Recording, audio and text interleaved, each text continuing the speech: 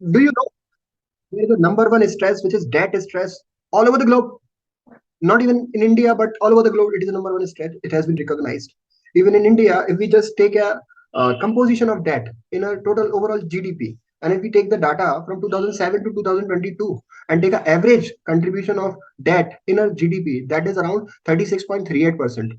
And it is a data about from 2007 to 2012, right? Even in, and if we consider particularly for the COVID period, the debt composition was reached to 65%. So data is very surprising. So no one is exempt from this stress, which has been recognized as a number one stress. Even in America, 72% people have recognized that they have number one stress, which is debt stress. And how to overcome this problem? People are having so much burden in their life that they don't even find the way out. That there are so many options available. From morning to evening, you are receiving call from number of people, number of financial institutions, that do you want to have home loan, do you want to have just car loan, do you want to have a personal loan, and we think, and do you want to have credit card? Even if you have credit card, they are offering you another one. So the scenario has surrounded us, the situations and the opportunities of borrowing has surrounded us. Not making, instead, there has to be the opportunities of making wealth, but the opportunities of borrowing and getting in debt has surrounded us. The result is before us.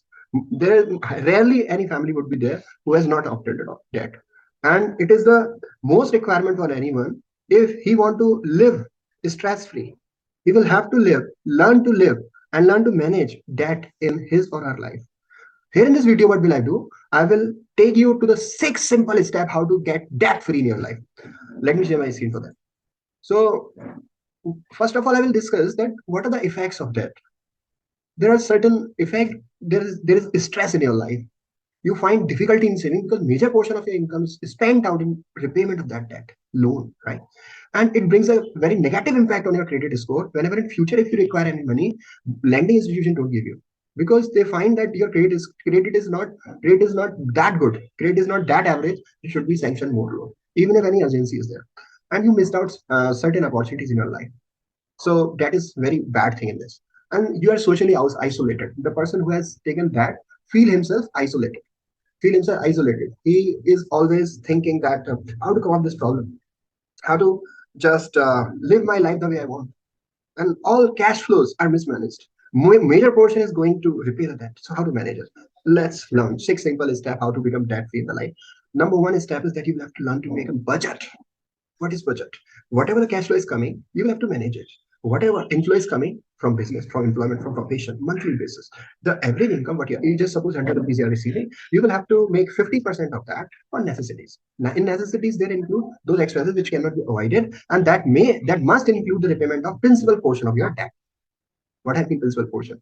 That includes EMI. Just you procured 5 lakh rupees loan. The EMI is certain about 4,500 for 20 years. So 4,500 necessary expenses that you have to take out from this. So 50% necessity, 30% is required for just living the life, which gives you fulfillment, right? Like dinner and party and just living life. And 20% should be used for saving and investment. And the money you save, the money you own, right? The scholars and this wise, lots of just successful people have said this: money you earn, the money you save. So what I mean here in this is that you must save and invest first out of your whatever your inflow is, and the rest you have to budget for making 50% for necessity and 30% for life fulfillment, right?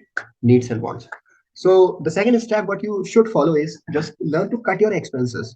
Just make out a list of all expenses what you have in your life. Make out a list. If you have just education expenses, if you have just a life insurance premium payment, if you just have EMI, if you just have just outside food or party, whatsoever you have, you just make a list out of it. And then you just categorize those expenses in the necessities, in the want, or just not required. And when you make out a list, then most of the time I've seen that people have subscription of those things they are not consuming, like this TV subscription they have, like gym subscription they have, like music subscription they have. That's spoiling your budget. They are never-ending expenses because subscription for during the time of subscription, your credit card are used or debit card are used, and these are auto-debited monthly basis. You are bringing money, and there are holes in your just safe. There are hole in your pocket. which is draining your money on the from the multiple areas. So you will have to learn to cut those expenses which are not necessary and yet that you're not consuming, that does not require to you. And then you'll have to learn in the third step, increase your income. If even if you don't have the options yet, but you start learning those options which can provide you multiple sources of income or more sources of income in the time to come. So you will have to look for that, right? And increasing income may include starting from the part-time income, part-time just earning source from today itself. You just sit alone or with your spouse or in family, think out that what additionally you can do. You can write a book, you can sing, start singing, you can just drive a cab, you can do anything, but you can, if you think, right? Additionally, that you can, and that will drive your part-time income. That will increase your cash flow. That will give you confidence. And then the fourth step, what you need to follow is prioritize debt. Prioritize debt means make out a list of all debt. Make out a list of all debt what you have. Like a home loan you have, that's about 7 to 8%. Car loan you have 8 to 9% about, and then you have personal loan that is 12% about, and loan against property that you have. And then whatever loan you have, you just make out a list of this, right? Make out the list of this, and then find even if you have credit card, bring that into list. Credit card loan. If any loan is found kind of bad loan, that is double digit loan, right? Double digit interest carrying loan, and that includes personal loan, loan against property, and the credit card loan. That's a topmost category. So prioritizing that, what will that do to you? That will bring you in your mind that this is the outflows of a higher rate of interest from my pocket, right?